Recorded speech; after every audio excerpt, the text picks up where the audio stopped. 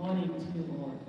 Morning, Captain. I am in a dilemma. I don't know how I can use a few minutes to speak to you, having traveled thousands of miles. But I hope that I'll be given an opportunity to share with you the investment opportunities that I have in my docket. My docket is responsible for the tenfold economic development that Uganda talks about, moving from 50 billion US dollars to 500 billion US dollars. My docket covers electricity. And when we're talking about trade and investment, electricity is the engine of trade and investment. Given an opportunity, I'll tell you how much government is doing to make sure that we have electricity everywhere that we need to add value to what Ugandans are producing. So electricity is very critical. And in electricity, we have generation, we have transmission, we have distribution. All those are big areas that offer opportunity to invest. And I have numbers with me, which I hope I'll be able to share with you. When you talk about minerals, critical minerals are in Uganda. And we have put in place laws and regulations that safeguard exploitation of our minerals. For example, we do not allow exploitation of unprocessed minerals, and we are implementing this.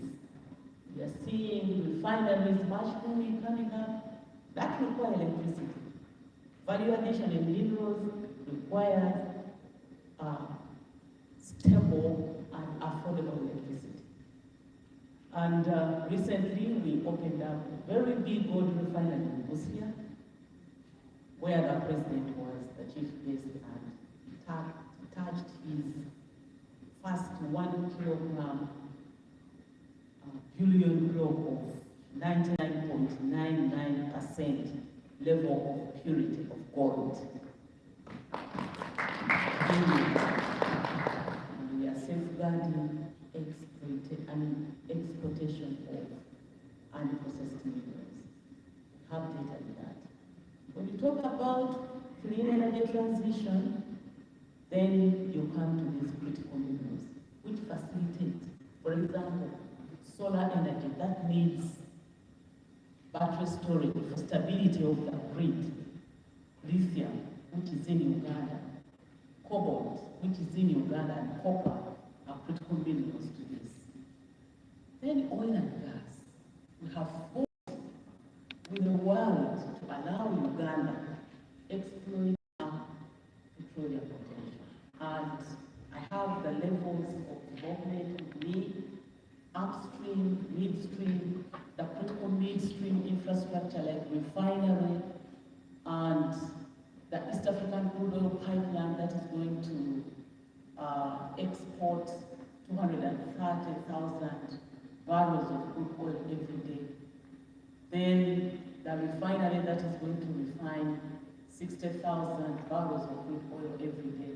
And this refinery is going to be a refinery not only for Uganda, but the region, the entire region. We have blocks in Southern, DRC, we use this infrastructure.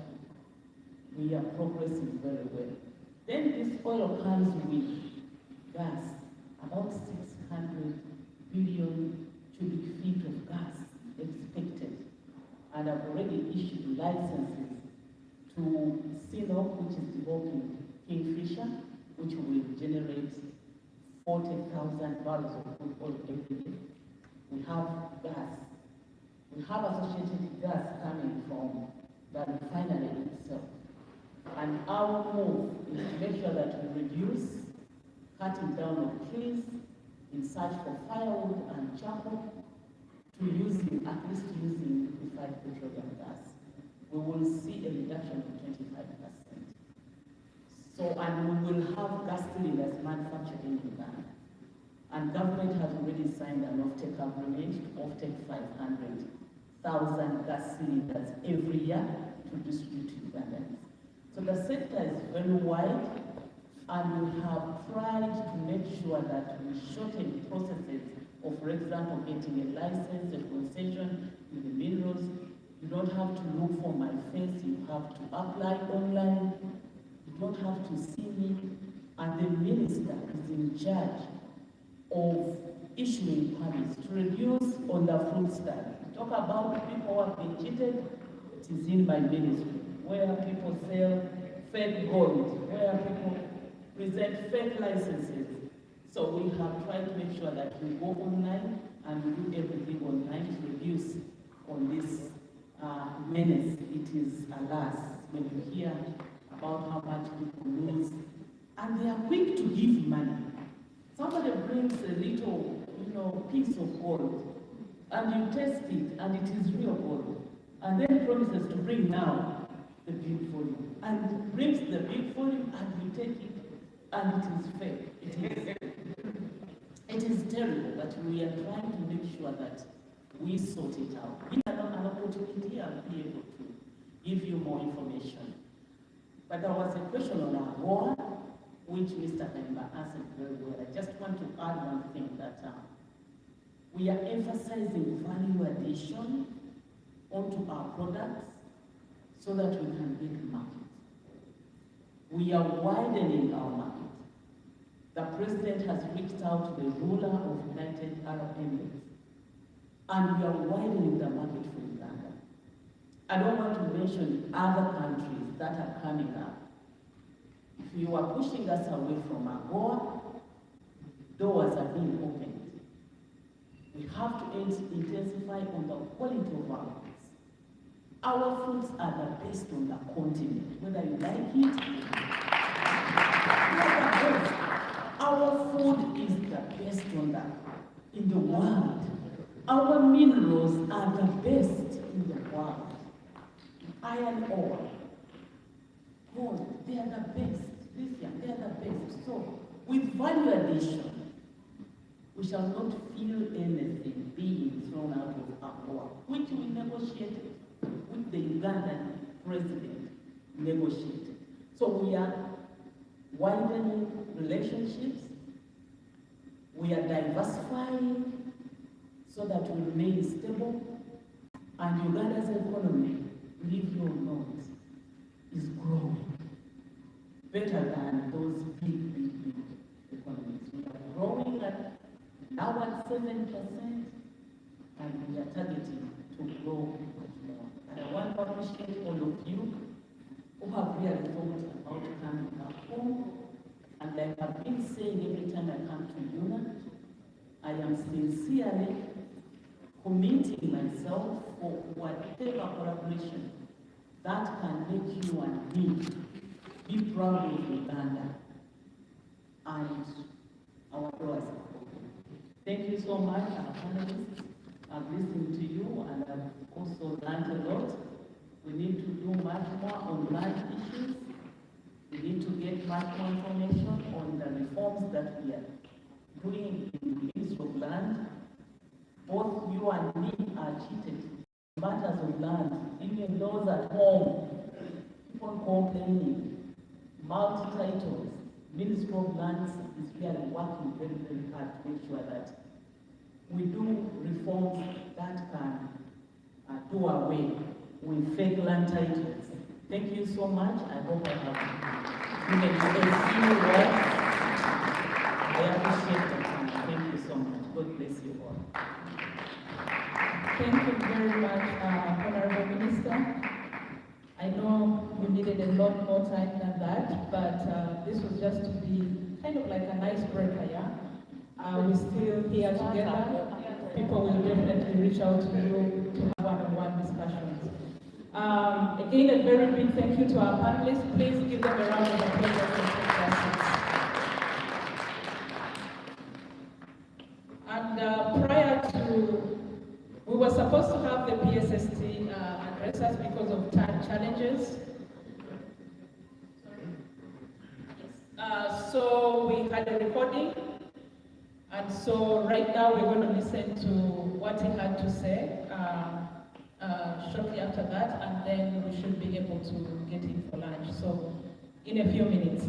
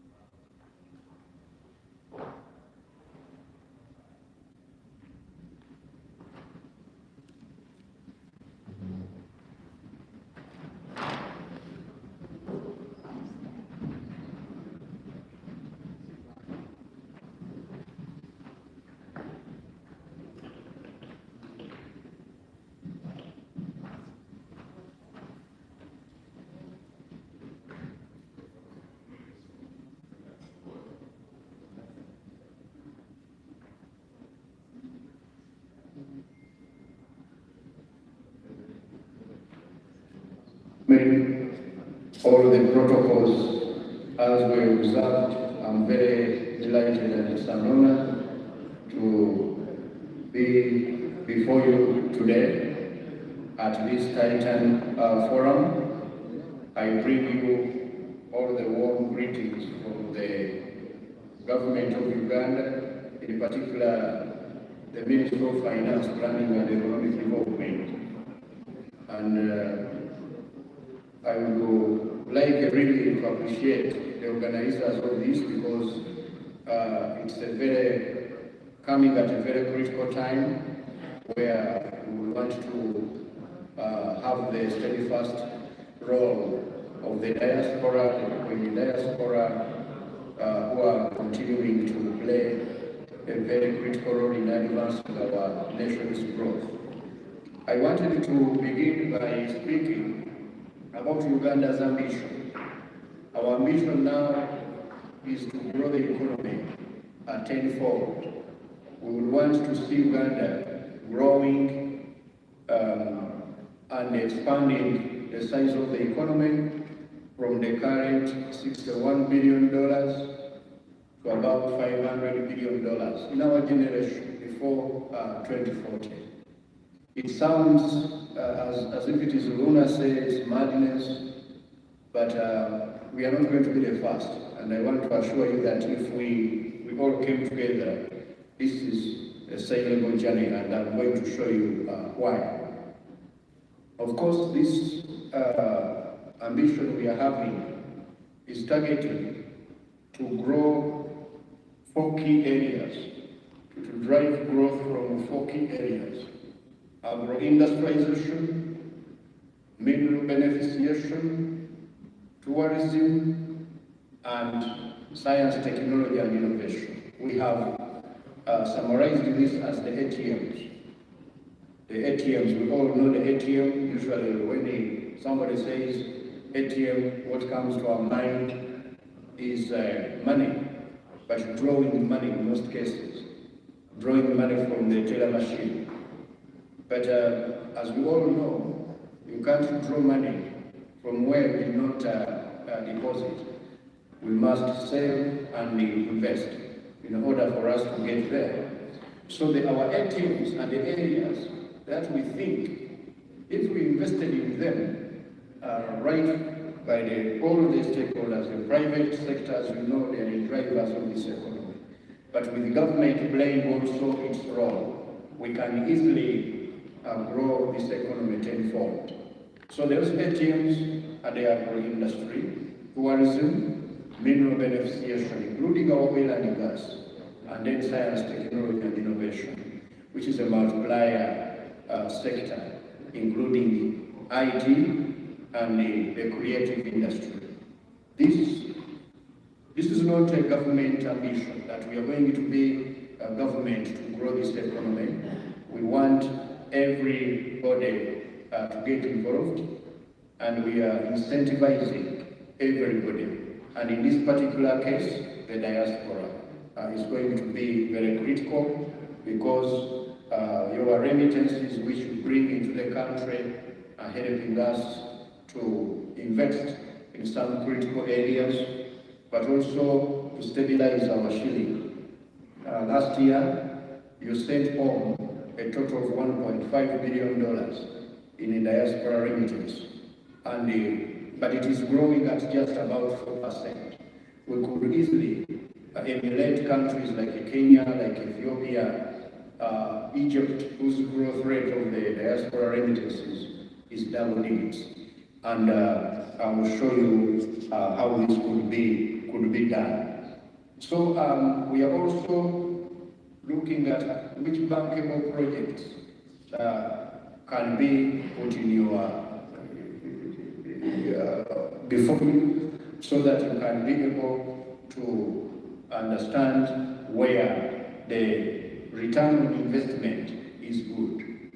So in terms of the trade and investment opportunities, as I've already indicated, in agro-industry, we have carved out about 7 or 8 key value chains. The first one is coffee.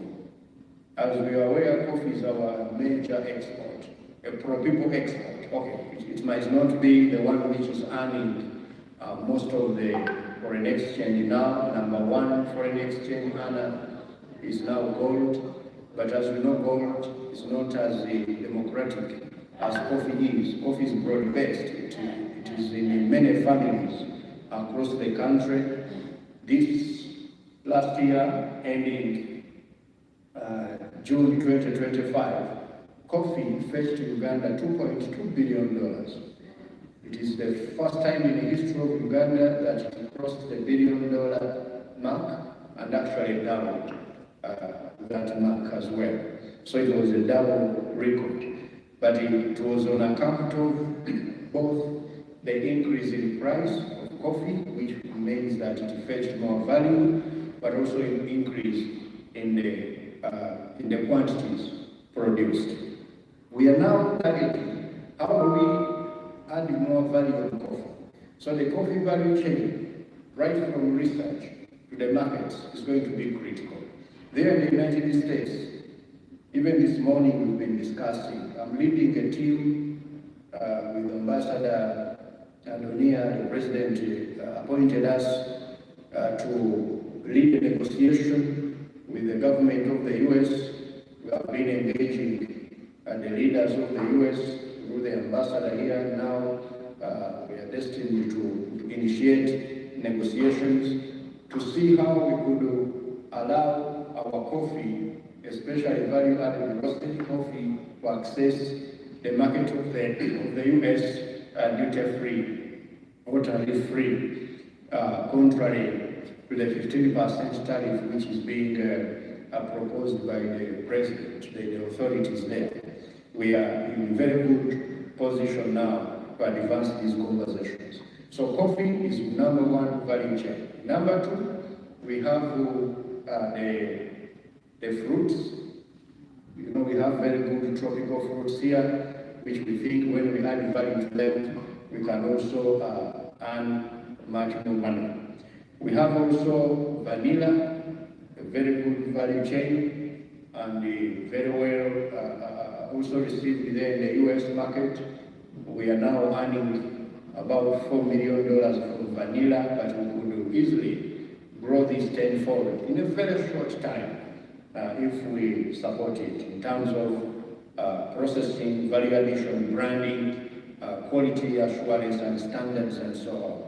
And those are the areas we want to invest in. We have also dairy products, the value chain of dairy products for casein, because now casein is one of the products which we export to the US. How do we take advantage of these as well? We have the value chain of fish. Also, the US demands a lot. They enjoy our Nile perch. So how do we grow this value chain much more to earn more from the fish? Then we have tea. Our tea, recently the prices have not been behaving well because of quality, mainly quality aspects. We are also trying to see how we can address the value chain of tea. But also the beef. The beef industry is fast growing here, and as you know, our beef is very, very good beef, but the quality aspects and ensuring that safety, food safety and other aspects are the ones now we are working on, so that we can as well propel it even to markets like the United States. Therefore, among others, we are saying one thing: if we add any value to agricultural products, we shall be able to earn $20 million a year from agriculture. The tourism, with the tourism, as you know, Uganda, the tourism, we are synonyms. We are a very beautiful country, but we have not been taking advantage of this beauty. We have been earning about $1 to $1.5 billion a year from tourism. We want to now grow it to about $10 billion in the next 5 years. And the opportunities are here in building premium lodges, in branded camps, lake tourism is also showing very good kind of promise here, but also nice. The meetings, incentives, and all of these things, events, in other words, by building good hotels and conference facilities. We have been investing in these, and now they are bringing in money within Kampala and beyond. So government has allocated about 2.6 trillion shillings now across the tourism ecosystem with a view of promoting tourism. We want to invest more in branding and marketing, but also in addressing the infrastructure gaps which we have in our tourism destinations, and also on the way. For example, we want to build the stopovers for tourism and travelers across our major highways, these tourism destinations.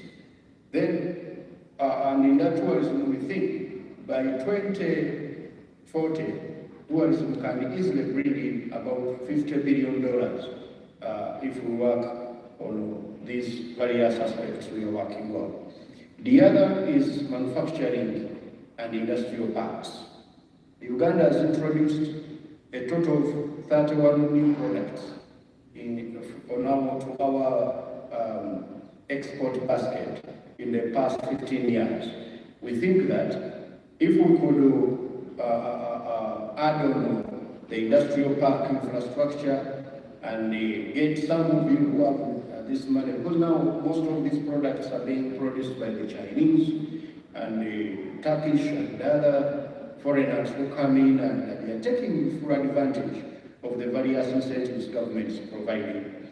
We think that if we could organize as diaspora and you bring technology home to add value to these products we are talking about, so that we have more complex exports, we think we can easily build a formidable economy. So we have opportunities in building industrial park infrastructure.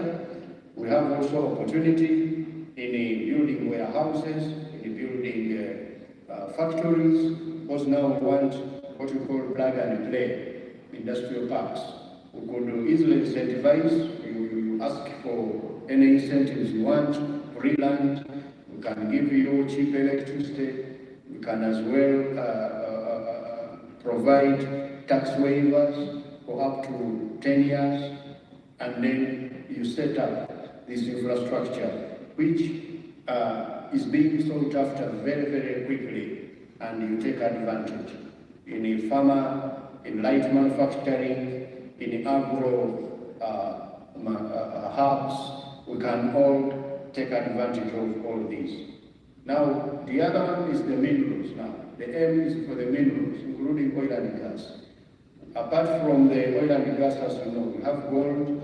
So we have about now 8 gold refineries, adding value to gold, and then we export it, mainly to UAE and Europe and other parts of the world. We have copper.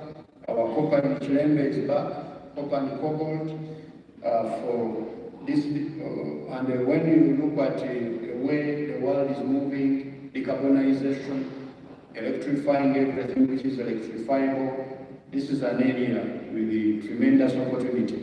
But also we have rare minerals like lithium and the uranium.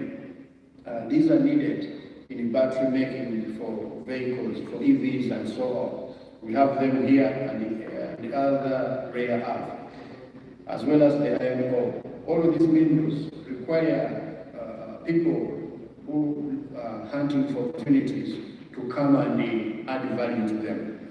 So our strategy is to move up the value chain from raw exports to beneficiation, so that we can get products like cement, products like ceramics, products like batteries, products like fertilizer, and these already have started to facilitate a number of investors, and they are being produced here. But now, how do we take advantage as diaspora in this arrangement?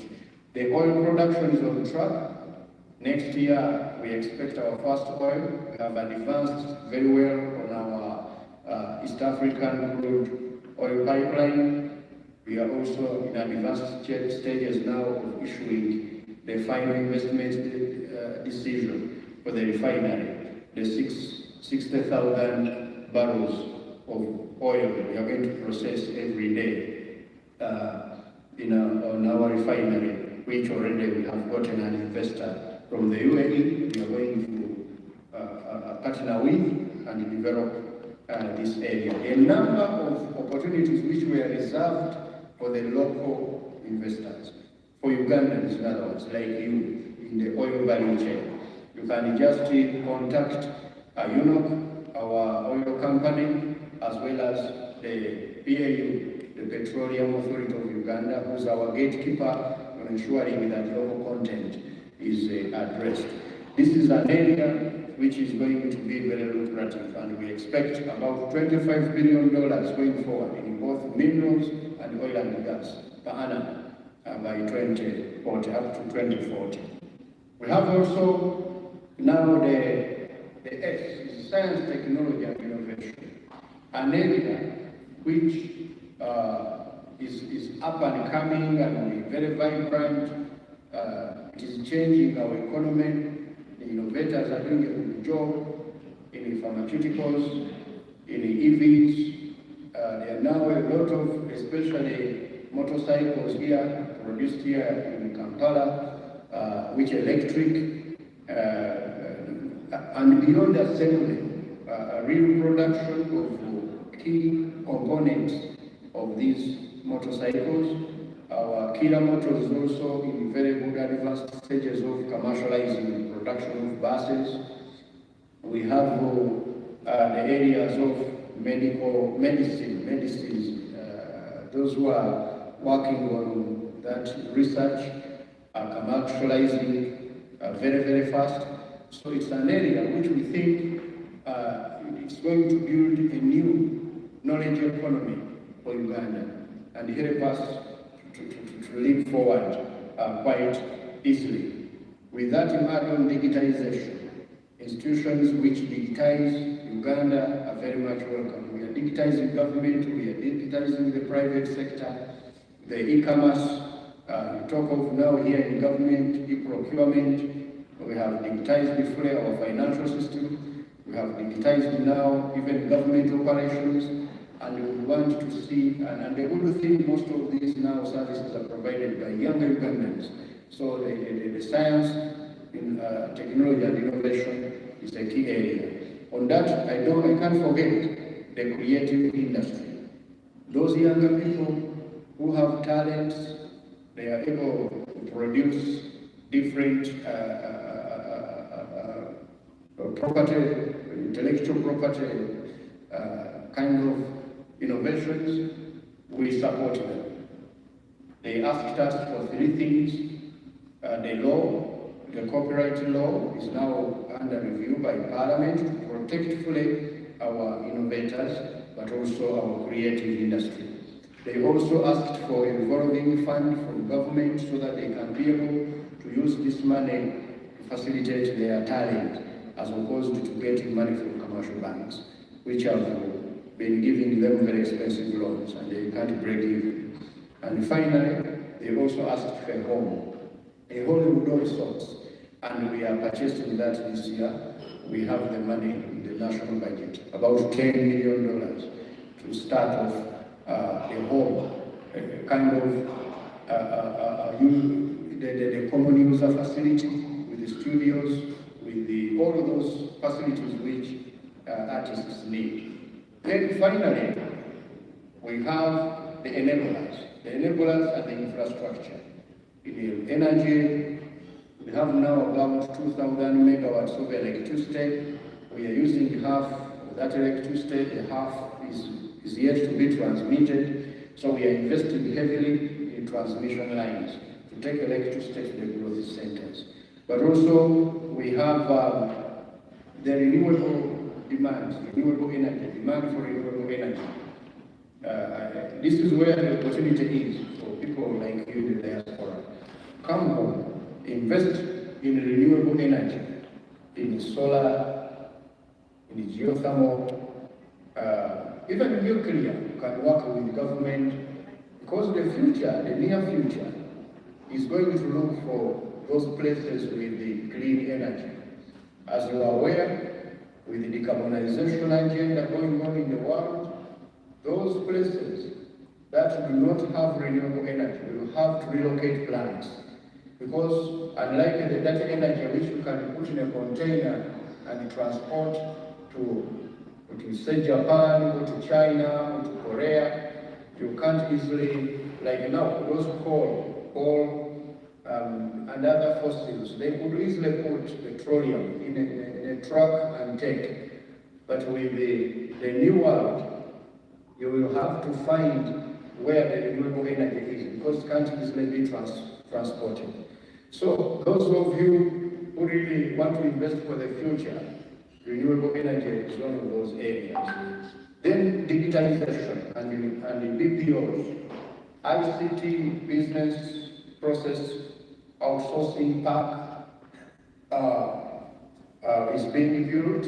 We have already procured one at about 550 billion shillings, and we want to offer Ugandans, especially the Ugandan youth, those who are English speaking, workspaces, so that they can be able to outsource farms servicing North America. You can as well take advantage of this because it fits very well in the diaspora space. The enabling environment, government has undertaken a number of reforms to de-risk investment. We have now a one-stop center for licensing and certification, managed by Uganda Investment Authority, but having key players like Uganda Registration Services Bureau, URA, the Revenue Authority, Kampala Capital City Authority, and all the other service providers, National Registration, NIRA, and others, including also our immigration. This can help you to make your lives easy in terms of registering your business and also following up with all other requirements, regulatory requirements. It operates 24 hours, and now we can assure you that you can easily get an investment license in about 48 hours, which means you have already undergone all the necessary assessments, you have registered the company and so on, and within 48 hours, just 2 days, you have your license. We are also working on concessional financing by capitalizing Uganda Development Bank for Ugandans to be able to access, especially when you're investing in our key areas I mentioned, the ATMs. We also have those who are investing in agriculture, an agricultural credit facility, but on that we have added for commercial farmers, large-scale commercial farmers who want to do food production. If you are 50 acres and above, you get money from our government-owned banks, Post Bank, Housing Finance Bank, and Pride Bank. Now you can get a loan interest-free. You only pay back the principal, the interest is paid for by government. We are also working on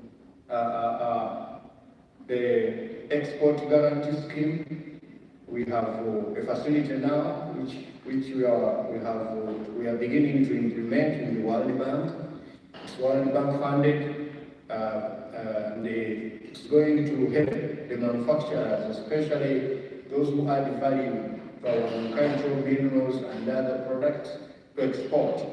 It will also engage in invoice discounting, so that you can easily, if you have orders, you can get the money and you service your orders, and then you pay back. We are also looking at how to lower electricity tariff, and those who are investing in manufacturing now, they have started to enjoy 5 cents of US dollar per kilowatt hour of electricity.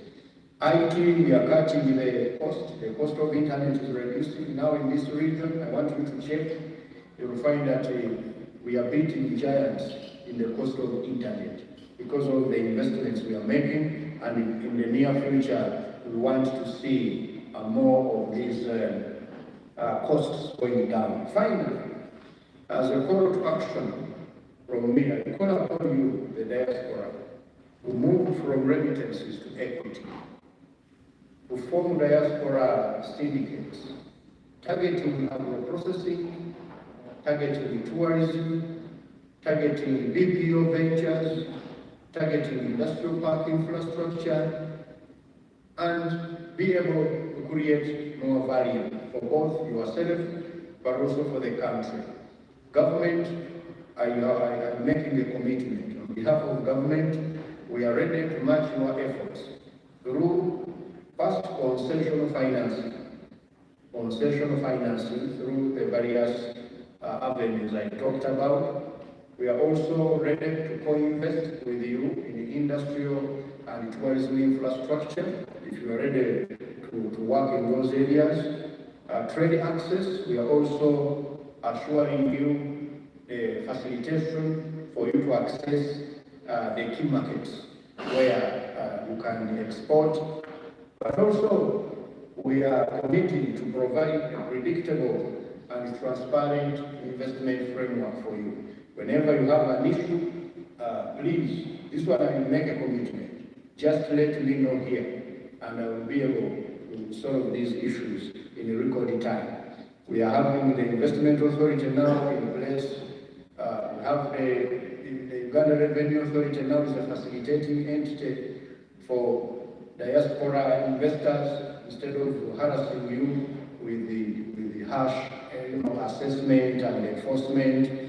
We are working hand in hand to provide a holding hand so that we can work together. As I conclude, Uganda's growth journey now is not abstract, it is quantifiable, it's commercially competitive, and it is deal ready.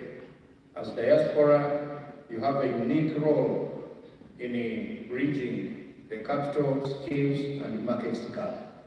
Together, we can build a very vibrant economy which is going to employ Ugandans, create enduring wealth for all of us, including you in the diaspora, while supporting economic growth and the development of our country. The time is now, and the opportunities are very clear.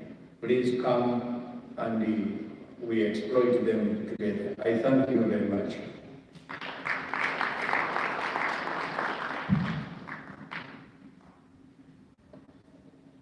I should say thank you, Mr. P.S. Yeah, but that was in the morning. We were able to, the P.S. in the very early morning to talk to us, which was very useful. And I think that the message is very clear, the guarantees that he gives us, and the openness that he has offered to say if there are any issues that we need to address, we should be able to approach him. And I can give assurances that Ramadan is one official who is able to get things moving when you have clarity on what you are looking for. At least that he has demonstrated time and time again. So we have the PS on our side, so we should be able to make things move. Now we are closing into our lunch, which should be which is being laid out. We'll be able to have lunch shortly.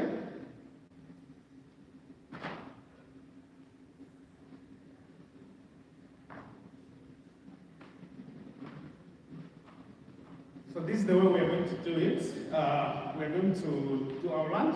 Just before we do lunch, just a reminder that once again, please make sure that you are registered for the forum by following the barcode on the program. If you don't have a program, you can just approach any of the colleagues who are supporting the team. But there is a barcode on the program. Make sure you are registered, because that's the community we are going to be following to make sure that this conversation and the actions actually continue. So use that barcode to make sure you are registered.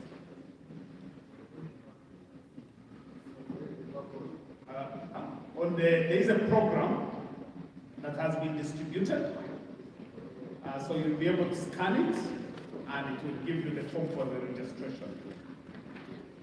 Secondly, if you, I think the lunch is available for people who are registered for lunch.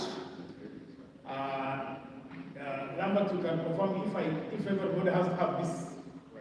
Yeah, if you have something on your arm like this, you can have access to lunch.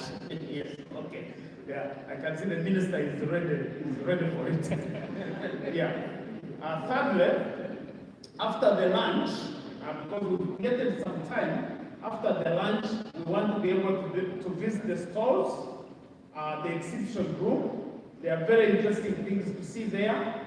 There are a number of services that you can really tap into. So after the lunch, we'll be able to go and visit. And we are expecting to come back here in the room at exactly 2 p.m. To start to be able to have our second segment, which is the investment opportunities segment. During the lunch, we are going to request one of our senior colleagues, Moses Wilson, who is the proprietor and the promoter of Camden Park Estates, to be able to talk to us and give us more elaborate expose on the Camden Estates. So that is going to be during the lunch break. And if lunch is ready, I will probably invite Moses Wilson to serve lunch first, so that you are able to, once you finish, then those of us who will still be eating, you are able to talk to us. Yeah. So let me take this opportunity on behalf of Fortune 500 Club, on behalf of Uganda North American Association, to invite you for lunch at this moment. Once again, thank you for paying the good audience.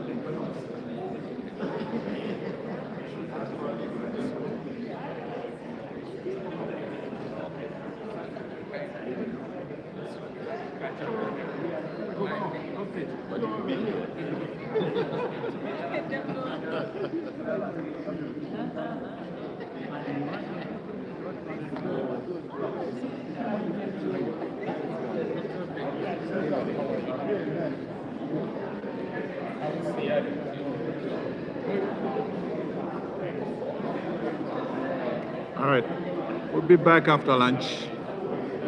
Another link will be kicked out. Bye for now.